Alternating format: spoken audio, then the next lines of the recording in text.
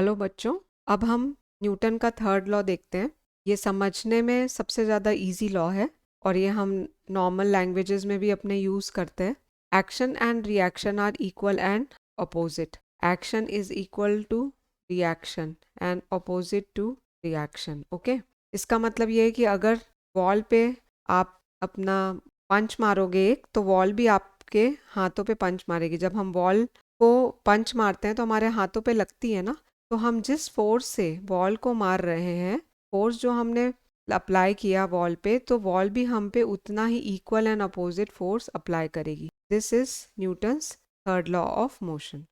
ठीक है, पर वॉल को लगेगी नहीं, हमें लग जाएगी। ठीक है, ये एक अलग बात है। Third law of motion states to every action there is equal and opposite reaction and they act on two different bodies. वो डिफरेंट बॉडीज में एक्ट करते हैं। इसका क्या मतलब है कि फर्स्ट फोर्स जब आप पंच मार रहे हो वॉल पे, तो वॉल पे फोर्स लग रहा है आपके पंच पे, पंच से। और जब equal and opposite force wall भी आपको एक्सर्ट करेगा, तो वो फोर्स जो है वो आपके हैंड पे लगेगा। ओके, तो equal and opposite force act on two different bodies. इसका एक एग्जांपल दिया हुआ है कि हम जब जंप करते हैं तो हम कैसे जंप करते हैं। हम पहले फोर्स अप्लाई करते हैं ज़मीन पे, तो ज़मीन हमें ऊपर की तरफ पुश करती है। हम ठीक है, अब मतलब अगर हमें आगे जाना है तो हमें पीछे की तरफ फोर्स लगाना पड़ता है। आपने जब नाव चलाई होगी कभी, आप गए होगे कभी समुद्र में या कहीं, तो आप जब ओर को पीछे की तरफ, ओर से पानी को पीछे की तरफ पुश करते हो तो नाव आगे बढ़ती है, क्योंकि वो पानी भी फिर बोट को आगे की तरफ पुश करेगी। ठीक है, तो ऐसे बहुत सारे एक्शन रिएक्शन हमारे आसपास डेली लाइफ में छोटे मोटे होते रहते हैं जो हम ध्यान नहीं देते। चलो हम देखते हैं कौन कौन से एक्शन रिएक्शन पेयर्स होते हैं। ये जो अभी मैंने आपको बताया कि आप ओर से जब पानी को पीछे की तरफ पुश करते हैं तो पानी आपकी बोट को आगे की तरफ पुश करता है और इसीलिए यू मूव फॉरवर्ड, है ना। धनुष बाण में भी देखा होगा आपने कि एरो से पीछे की तरफ पुश किया जाता है, तभी एरो आगे बढ़ता है ना। Same is the case with rocket. Rocket में नीचे की तरफ धुआं आता है, जो ये जो प्रेशर है ये बहुत ज़्यादा डाउनवर्ड प्रेशर होता है, तो it exerts an equal and opposite upward pressure to rocket, जिसकी वजह से रॉकेट ऊपर प्रोपेल हो जाता है और ग्रेविटी को छोड़ के चला जाता है ना। बलून में भी अगर आप देखोगे कि अगर आपने हवा भरी और आपने उसको टाई नहीं किया और ऐसे छोड़ोगे, नीचे की तरफ अगर हवा जाएगी तो बलून आगे जाएगा, अगर इस तरफ हवा जाएगी तो बैलून उसके अपोजिट डायरेक्शन में जाएगा।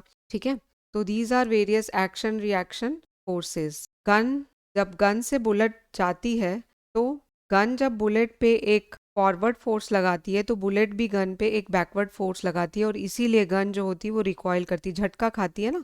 जब भी शूटिंग होती है, ये तो देखा ही होगा मूवीज वगैरह में, कि जब भी बंदूक से शूटिंग होती है तो गन रिकॉइल करती है पीछे जरा सी। ठीक है, अब हमें यहाँ पे एक और चीज देखनी है कि ये इक्वल एंड अपोजिट फोर्स है ना।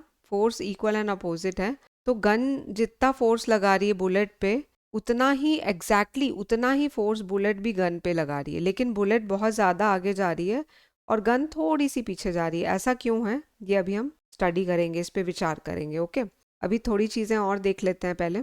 ये है स्विमर जो है, अगर उसे फॉरवर्ड पुश चाहिए तो वो पहले बैकवर्ड फोर्स लगाएगा, तो उसे फॉरवर्ड पुश मिलेगा। ओके, तो this is the Newton's third law of motion.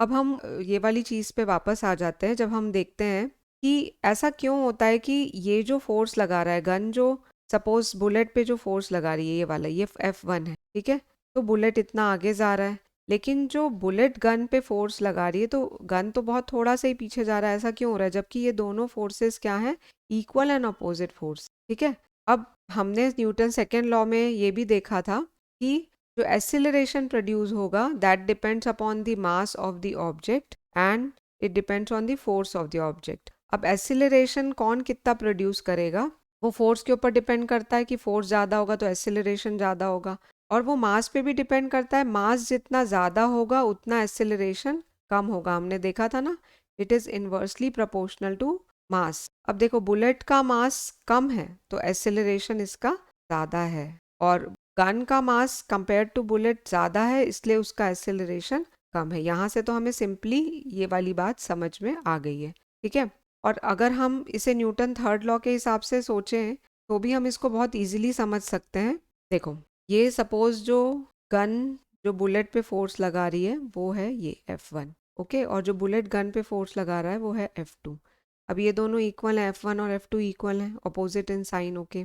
अब जो फोर्स गन जो बुलेट पे लगा रही है that will be the mass of bullet and acceleration of bullet, and जो फोर्स बुलेट जो है वो गन पे लगा रही है उसके लिए mass of the gun and acceleration of the gun. ठीक है, अब इन दोनों का प्रोडक्ट सेम चाहिए हमें, इन दोनों का प्रोडक्ट कैसा होना चाहिए, सेम होना चाहिए। ये ज़्यादा है इसके कंपैरिजन में, सॉरी मास की तरफ देखते हैं हम, मास इसका ज़्यादा है, गन का ज़्यादा है, ठीक है, मास गन का ज़्यादा है। तो अगर सपोज हम इसको ले लेते हैं 2 kg, ओके, और ये है 1 ग्राम, बुलेट कितनी की है 1 ग्राम, या 2 ग्राम्स ले लेते हैं, 2 ग्राम्स मतलब 2/1000। अब हमें एसिलरेशन ये दोनों लेफ्ट हैंड साइड और राइट हैंड साइड को अगर इक्वल करना है, ठीक है, तो यहाँ पे अगर एसिलरेशन 2 होगा तो यहाँ पे एसिलरेशन 2/2000 होना चाहिए, तभी ये दोनों चीज़ें इक्वल होंगी। तो अगर मास ज़्यादा है इसके कंपैरिजन में तो एसिलरेशन कम होगा, तो गन का एसिलरेशन कम होता है, इसलिए गन थोड़ी सी पीछे रिकॉइल होती है पर बुलेट बहुत ज़्यादा आगे जाती है। ठीक है, तो इस कॉन्सेप्ट को हम ऐसे भी समझ सकते हैं कि अर्थ जो है, अर्थ एप्पल को जिस फोर्स से अट्रैक्ट करता है अपनी तरफ, एप्पल भी उसी ही फोर्स से अट्रैक्ट करता है अर्थ को अपनी तरफ, लेकिन अर्थ का मास बहुत बहुत बहुत बहुत ज़्यादा है एप्पल के कंपैरिजन में, इसलिए अर्थ का एक्सेलरेशन बहुत बहुत बहुत बहुत कम है एप्पल के कंपैरिजन में, और एप्पल का एक्सेलरेशन बहुत ज़्यादा है, इसीलिए एप्पल ड्रॉप हो जाता है अर्थ के ऊपर और अर्थ एप्पल की तरफ नहीं जाता। ओके, तो this is all about Newton's third law of motion. हम थोड़ी बहुत बातें और डिस्कस करेंगे इसके बारे में, और हम थोड़े बहुत क्वेश्चंस भी देखेंगे। हम अब देखते हैं कंसेप्ट कंजर्वेशन ऑफ मोमेंटम का। ये टॉपिक का डिटेल पार्ट जो है वो अभी इस ईयर डिलीट हो गया है, बट इसका कॉन्सेप्ट समझना हमें थोड़ा ज़रूरी है। कंजर्वेशन ऑफ मोमेंटम ये कहता है कि जब कोई भी दो ऑब्जेक्ट्स कोलाइड होते हैं, एक दूसरे से टकराते हैं एक दूसरे से, तो इनका जो टकराने से पहले जो मोमेंटम था, मोमेंटम आपको ध्यान होगा, अगर ध्यान नहीं है तो एक बार मैं आपको रिवाइज करवा देती हूँ कि मोमेंटम जो होता है वो मास और वेलोसिटी का प्रोडक्ट होता है। मास इनटू वेलोसिटी, ये वेक्टर क्वांटिटी है, इसका साइन होगा प्लस एंड माइनस, और उसका डायरेक्शन वही होगा जो वेलोसिटी का डायरेक्शन है। पी से इसको डिनोट किया जाता है, और इसका एसआई यूनिट kg मीटर पर सेकेंड है, क्योंकि मास इनटू वेलोसिटी। ओके, तो मोमेंटम की बात कर रहे थे हम कि जो इस दोनों ऑब्जेक्ट का मोमेंटम पहले टकराने से पहले होगा, टकराने के बाद भी उन दोनों का मोमेंटम सेम रहेगा, मतलब इंडिविजुअल मोमेंटम नहीं, इन दोनों का सम, टकराने से पहले जो इन दोनों का सम था वही टकराने के बाद भी होगा। मतलब कई बार क्या होता है कि जैसे तुम सोचो कि हम जब पोलो वगैरह खेलते हैं ना, पोलो खेलते हैं हम, तो हम बॉल को उससे ऐसे मारते हैं, तो हो सकता है कि ये वाली बॉल मूव कर रही है ना, और ये वाइट बॉल जो है वो अभी स्टेशनरी है, जब हमने इसको मारा तो ये ग्रीन बॉल जो है वो रुक गई और वाइट बॉल आगे जाने लग गई। या हो सकता है कि दोनों थोड़ा थोड़ा आगे जाने लग जाए टकराने के बाद, या ये हो सकता है कि जब ये इससे टकराए तो ये वापस रीबाउंड हो जाए, ठीक है, ये टकराने के बाद वापस इधर आ जाए और ये उधर चला जाए। तो ऐसे बहुत सारे सरकमस्टेंसेस हो सकते हैं, लेकिन जो भी सरकमस्टेंसेस होंगे उसमें जो इन दोनों का टकराने से पहले मोमेंटम था, मतलब इसका जो मास और वेलोसिटी के का प्रोडक्ट था और इसका मास और वेलोसिटी का जो प्रोडक्ट था, वो दोनों का सम टकराने के बाद भी होगा। मतलब हो सकता है ये थोड़ी सी अपनी वेलोसिटी इसको ट्रांसफ़र कर दे या ये इसको ट्रांसफ़र कर दे, है ना, ऐसे। इसको हम थोड़ा सा डिटेल में देखते हैं। अभी हम एक केस लेते हैं कि जिसमें इसका मास 1 है और वेलोसिटी, इनिशियल वेलोसिटी दोनों की u1 और u2 है, दोनों टकराए और फिर दोनों डिफरेंट वेलोसिटी से जाने लगे। जैसे सपोज ये जो है ये ज़्यादा वेलोसिटी से जा रहा होगा, ये कम वेलोसिटी से जा रहा हो, और फिर टकराने के बाद जो है ये इसकी वेलोसिटी बढ़ गई और इसकी कम हो गई, ठीक है। बट टकराने से पहले जो भी इन दोनों का प्रोडक्ट होगा m1 u1 plus m2 u2 will be equal to टकराने के बाद जो इन दोनों का मोमेंटम होगा। This is known as law of conservation of momentum. ये इसका डेरिवेशन भी था पहले हमें 1-2 साल पहले, बट अब इसका डेरिवेशन नहीं है। बस आपको ये ध्यान रखना है कि कोई भी चीज़ टकराने से पहले के दोनों का combined momentum is always equal to the combined momentum of objects after collision, ठीक है। इससे रिलेटेड अगर कुछ क्वेश्चंस रहेंगे, force and laws of motion से रिलेटेड कुछ डिफ़िकल्ट क्वेश्चंस होंगे तो उसको मैं अलग से उसकी वीडियो बना के डालूंगी। अभी हम एक क्वेश्चन देखते हैं जो कि काफ़ी बार पूछा जाता है एग्ज़ाम में, जो कि न्यूटन्स थर्ड लॉ से रिलेटेड है और थोड़ा सा ट्रिकी है वो। ठीक है, अब वो कैसा है कि इसमें ये कह रहा है कि न्यूटन के थर्ड लॉ के हिसाब से जब हॉर्स कार्ट को मूव करता है तो उस पे फोर्स लगाता है, वो है ना, पुलिंग फोर्स लगा रहा है हॉर्स जो है, तो कार्ट भी उसको अपनी तरफ पुल करेगी और कार्ट भी उस पे फोर्स लगाएगी हॉर्स पे, इक्वल एंड अपोजिट फोर्स। ठीक है, तो वो जितना फोर्स हॉर्स कार्ट पे लगा रहा है उतना ही फोर्स कार्ट भी हॉर्स पे लगा रहा है, और इक्वल एंड अपोजिट, है ना।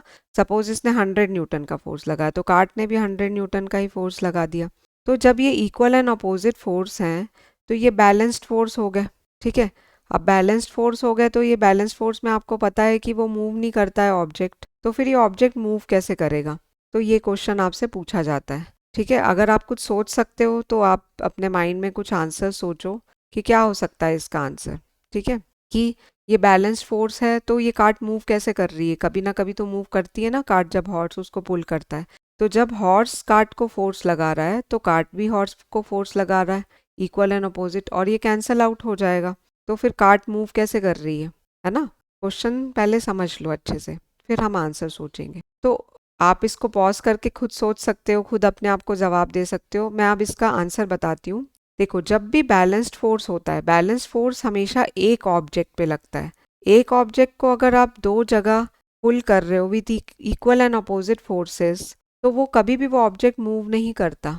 ठीक है, लेकिन न्यूटन का थर्ड लॉ जो है वो दो डिफरेंट ऑब्जेक्ट्स पे वर्क करता है। न्यूटन का थर्ड लॉ ये कह रहा है कि कार्ट हॉर्स पे फोर्स लगा रहा है और हॉर्स कार्ट पे फोर्स लगा रहा है। जब हॉर्स ने कार्ट पे फोर्स लगाया तो कार्ट तो आगे बढ़ेगी ही बढ़ेगी। ठीक है, क्योंकि कार्ट पे तो एक ही फोर्स एक्ट कर रहा है ना।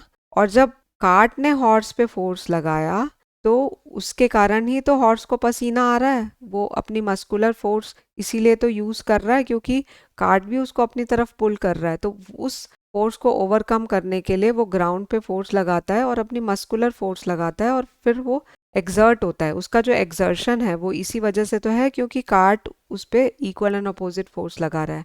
अगर कार्ट हॉर्स पे कोई फोर्स नहीं लगा रहा होता तो हॉर्स की तो एनर्जी लगती ही नहीं। तो हॉर्स की एनर्जी इसीलिए लग रही है क्योंकि कार्ट भी उसको पुल कर रहा है। तो आपको बात समझ में आई। न्यूटन का थर्ड लॉ जो है वो टू डिफरेंट ऑब्जेक्ट्स पे फोर्स वर्क करता है। आप अगर वॉल को मारते हो, पंच मारते हो, तो वॉल को फोर्स लग रहा है, वॉल पे एक ही फोर्स लग रहा है, और आपके हाथों पे वॉल का फोर्स लग रहा है तो आपके हाथ पे भी एक ही फोर्स लग रहा है। ठीक है, तो आपका हाथ भी कई बार बाउंस बैक हो जाता है आप अगर वॉल को मारते हो तो। ठीक है, तो आपके हाथों पे कोई बैलेंस्ड फोर्स नहीं है ना। यहाँ पे ना ही कार्ट पे बैलेंस्ड फोर्स है ना ही हॉर्स पे बैलेंस्ड फोर्स है। ठीक है, तो ये दोनों चीज़ों में कंफ्यूज मत होना। Balance force act on a single object, equal and opposite जब एक सिंगल ऑब्जेक्ट पे फोर्स एक्ट करता है तो वो ऑब्जेक्ट मूव नहीं करता। और Newton's third law of motion acts on two different objects, तो दो ऑब्जेक्ट पे इक्वल एंड अपोजिट फोर्सेस लग रहे हैं। तो ये एक क्वेश्चन था। आपको अगर किसी पर्टिकुलर क्वेश्चन में डिफिकल्टी हो रही हो force and laws of motion के, तो you can ask me in comment section. I will try to make videos on that. So this is the end of this chapter. I hope you enjoyed this session. Thank you very much. Bye-bye. 10 on 10 strives to make educational videos in a way that's easy for the student to understand the concept fully, yet in an easy way. Please subscribe the channel, share and like the videos, and if you find any problem in any of the topics, do write in the comment section. I'll be happy to help.